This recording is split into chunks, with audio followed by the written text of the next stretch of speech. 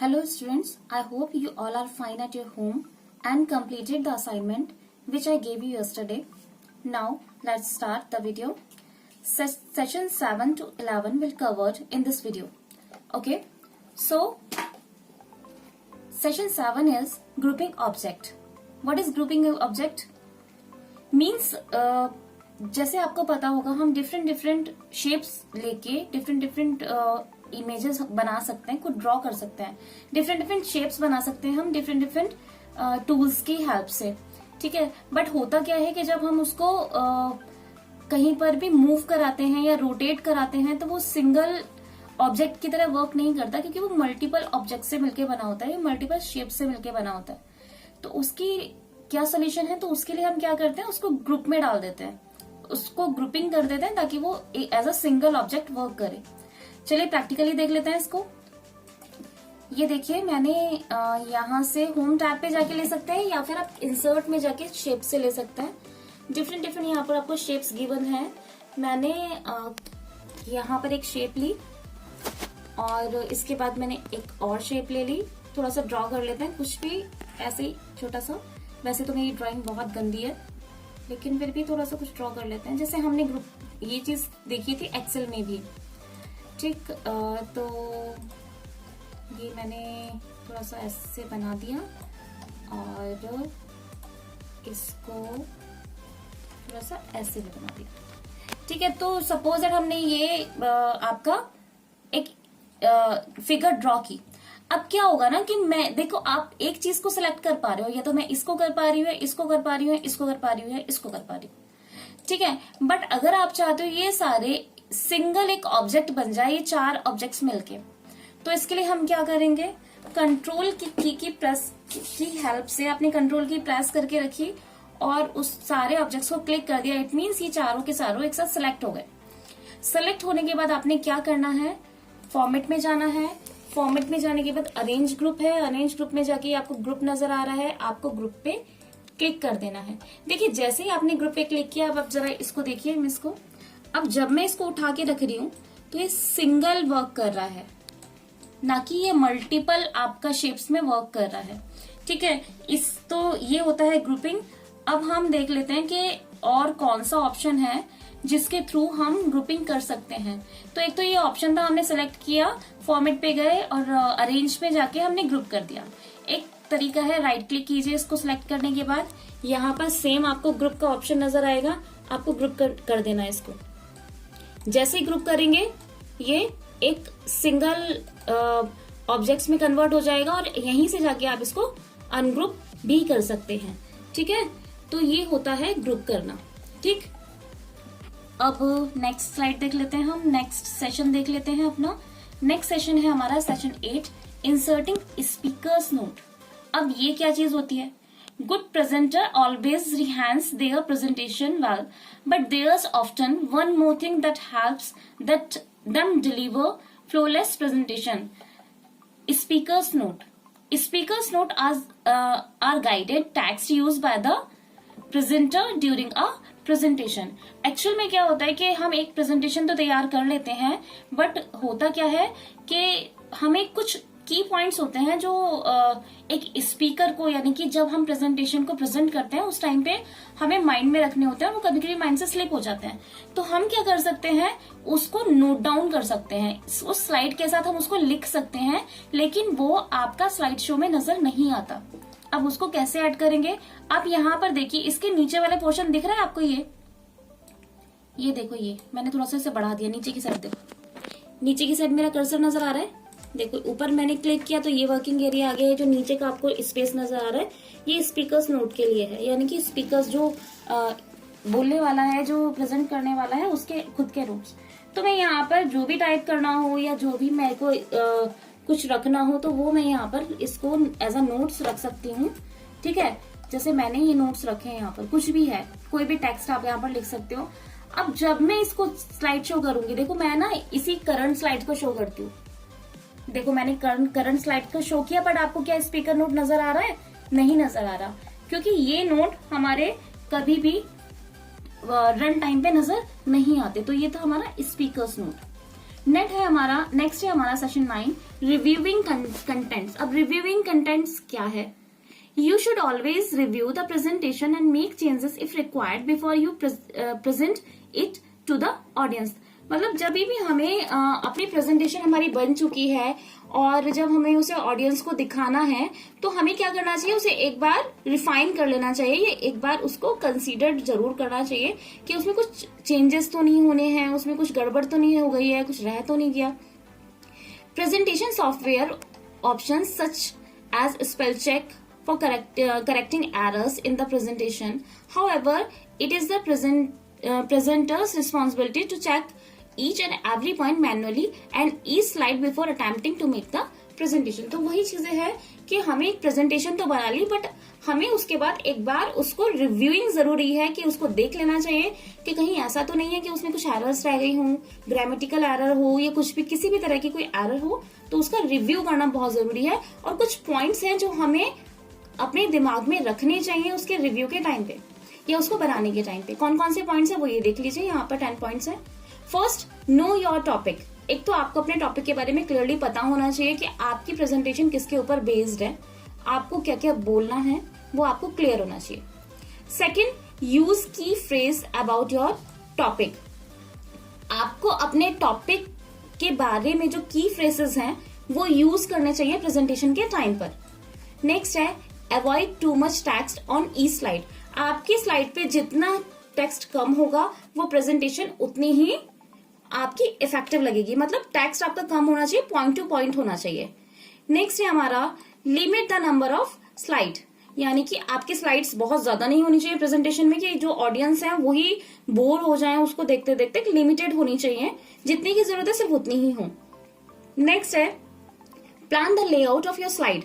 आपकी जो slide show है, जो भी आप स्लाइड्स ले रहे हो, उनका जो लेआउट है मोस्टली आप ये ध्यान रखिएगा कि वो ना कॉमन होना चाहिए। जैसे अभी आपने देखा मैं प्रेजेंटेशन बना रही हूँ, मैंने प्रेजेंटेशन बनाई तो मैंने सबका जो पूरा लेआउट था मेरा, जो मैंने टेम्पलेट ली थी वो एक जैसा लेआउट था, तो उससे ना अच्छा इम्पैक्ट पड़ता है आपकी प्रेजेंटेशन का। नेक्स्ट है, अवॉइड फैंसी फॉन्ट्स। अब आपको पता है बहुत तरह के फॉन्ट्स होते हैं, कर्सिव राइटिंग के फॉन्ट्स होते हैं, डिफरेंट फॉन्ट्स होते हैं, तो कोशिश कीजिए फॉन्ट ऐसे हो जो विजिबल होने में हेल्प करे, मतलब जिनकी विजिबिलिटी क्लियर हो। इस तरह के फॉन्ट्स हम यूज ना करें जिसमें क्लियर ही ना हो कि लिखा हुआ क्या है। नेक्स्ट है, use contrasting colours for text and background. Text और बैकग्राउंड के लिए आप कंट्रास्ट कलर्स यूज करेंगे तो वो ज्यादा अच्छा है। नेक्स्ट है, use a slide design template to keep your presentation look consistent. जैसा कि मैंने आपको बताया कि आपकी जो टेम्पलेट वो हो सके तो टेम्पलेट्स यूज कीजिए, या अगर आप डिजाइन भी डालना चाहते हो तो उसमें सेम डिजाइन डालो ताकि कंसिस्टेंसी लगे आपकी हर एक स्लाइड में। ऐसा ना हो कि पहली स्लाइड दूसरे से लिंक ही नहीं कर रही, मतलब बिल्कुल अपोजिट है, इस तरह की लेआउट्स नहीं होने चाहिए। नेक्स्ट है आपका, use animation and transition separately. Means आपकी जो एनिमेशन और ट्रांजिशंस है वो डिफरेंट यूज होनी चाहिए और उसका अच्छे से यूज होना चाहिए आपके प्रेजेंटेशन में। 10 है, also always review the presentation 2-3 times before making a presentation. जब भी आप अपनी प्रेजेंटेशन बनाएं उसका 2-3 बार अपने प्रेजेंटेशन का रिव्यू जरूर कर लें ताकि कुछ भी गलती है वो आपको खुद से आपकी नॉलेज में आ जाए। ऐसा ना हो कि आप जब प्रेजेंटेशन को प्रेजेंट करें उस टाइम पे ऑडियंस की उस जो आपकी कमी है उसको पकड़ पाए, तो इस तरह की चीजें नहीं होनी चाहिए। ये 10 पॉइंट्स है जो हमें अपने दिमाग में रखने चाहिए रिव्यूइंग के टाइम पे। तो ये था आपका सेशन 9, आई होप आपको क्लियर हो गया होगा। नेक्स्ट अब आता है हमारा preparing to deliver a presentation. अब हमारी प्रेजेंटेशन बन गई। प्रेजेंटेशन बनने के बाद में अब हमें ये देखना है कि इसको डिलीवर कैसे करना है। अब डिलीवर करने के लिए आपने क्या करना है, डिलीवर का मतलब ये है कि हमारा जो प्रेजेंटेशन है वो मल्टीपल पर्सन्स के लिए है या सिंगल पर्सन के लिए है, तो हम उसे ऑप्टिमाइज या कस्टमाइज कर सकते हैं। इस चीज को किस तरह से करेंगे, अपने डिस्प्ले को किस तरह से कस्टमाइज करेंगे वो आप देख लीजिए। आप स्लाइड शो में गए, सेटअप ग्रुप में गए, यहाँ पर आपको दिख रहा है सेटअप स्लाइड शो, आपने इस पे क्लिक किया, आपका डायलॉग बॉक्स ओपन हो गया है स्लाइड शो का। ठीक है, अब वो कह रहा है शो टाइप। शो टाइप किस तरह का है, आप किसको दिखाना चाहते हो। फर्स्ट है प्रेजेंटेड बाय अ स्पीकर। ठीक, एक स्पीकर है और वो बहुत सारे ऑडियंस को दिखाना चाहता है, तो आपको ये वाला ऑप्शन यहाँ से सिलेक्ट करना है। तो आपका जो प्रेजेंटेशन होगी वो फुल स्क्रीन पे आएगी। देखिए मैं आपको प्रैक्टिकली करके दिखा देती हूँ। हमने ओके को सेलेक्ट किया और अभी मैं करंट स्लाइड से सिर्फ करंट स्लाइड दिखा रही हूँ, आपको उसमें समझ में आ जाएगा। अभी देखिए मैंने करंट स्लाइड को रन करा दिया है। अब आप देख रहे हो मेरी जो पूरी स्क्रीन है वो पूरी स्क्रीन ये कवर कर रहा है, ठीक है। तो ये कौन सा व्यू है, ये मतलब आप एक स्पीकर बहुत सारे ऑडियंस को समझा रहा है। ये आपका नॉर्मल स्लाइड शो है जो हम स्लाइड शो मेनली देखते हैं। अब नेक्स्ट हमारा आता है, ओके नाउ नेक्स्ट देखते हैं ऑप्शन। नेक्स्ट है हमारा browsed by an individual. Suppose that आप किसी एक पर्सन को अपनी प्रेजेंटेशन दिखा रहे हो, तो वो तो आपका पीसी में भी देख सकता है ना। तो विंडो मोड में उसको कैसे ओपन करना है, देखिए आपने इस पे क्लिक किया और यहाँ पर आप चाहो तो शो स्क्रॉल बार भी कर सकते हो, तो वहां पर स्क्रॉल बार भी शो होगा। बाकी आपके माउस में जो व्हील होता है उससे वो अप डाउन होगा। देखिए हमने ये ओके पे क्लिक कर दिया और इसकी सेटिंग कर दी। अब करंट स्लाइड में आपको दिखा देती हूँ, इसको अगर हम रन कराएंगे तो कैसा व्यू होगा। अब आप यहाँ पर गौर से देखो, अभी विंडो के अंदर आपको नजर आ रही है, आपको यहाँ पर टास्क बार नजर आ रहा है, यहाँ पर आपको स्क्रॉल बार नजर आ रहा है। तो हम स्क्रॉल बार से अपनी जो स्लाइड है उसको मूव करा सकते हैं। देख रहे हो आप, मैंने स्क्रॉल बार से अपने स्लाइड्स को मूव कराया, या फिर मूव कराने के लिए हम ये व्हील जो है इसका भी यूज कर सकते हैं, या फिर हम क्या कर सकते हैं एरो कीज का भी यूज कर सकते हैं। देखो अभी फिलहाल मैं एरो कीज यूज कर रही हूँ, ठीक है। तो हम इस तरह का भी यूज कर सकते हैं। तो ये होता है हमारा विंडो मोड। अब हम मैं आपको दिखा देती हूँ। तो आई होप आपको ये दोनों चीजें क्लियर हो गई होंगी कि किस तरह से डिलीवर करते हैं हम। और अब देखिए यहाँ पर और क्या है, ये तो थे शो का टाइप। अब है शो ऑप्शन। इसका क्या मतलब है, फर्स्ट देखिए क्या है, लूप कॉन्टिन्यूअसली अंटिल एस्केप, यानी कि आपकी स्लाइड शो कॉन्टिन्यूअसली चलता रहेगा। लास्ट स्लाइड आएगी, उसके बाद फर्स्ट स्लाइड फिर से स्टार्ट हो जाएगी, कब तक, जब तक आप एस्केप की प्रेस नहीं करते। अगर आप चाहे तो आप इसको सेलेक्ट कर सकते हैं। उसके बाद है शो विदाउट नरेशन। नरेशन के बिना अगर आपको शो कराना है तो आप उस पर सिलेक्ट कर सकते हैं।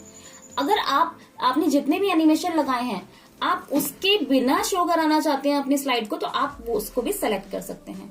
तो ये कुछ थे हमारे किसके लिए, डिलीवर करने के लिए ऑप्शन, कि हम किस तरह से डिलीवर कर सकते हैं अपनी रिक्वायरमेंट के अकॉर्डिंग अपनी प्रेजेंटेशन को।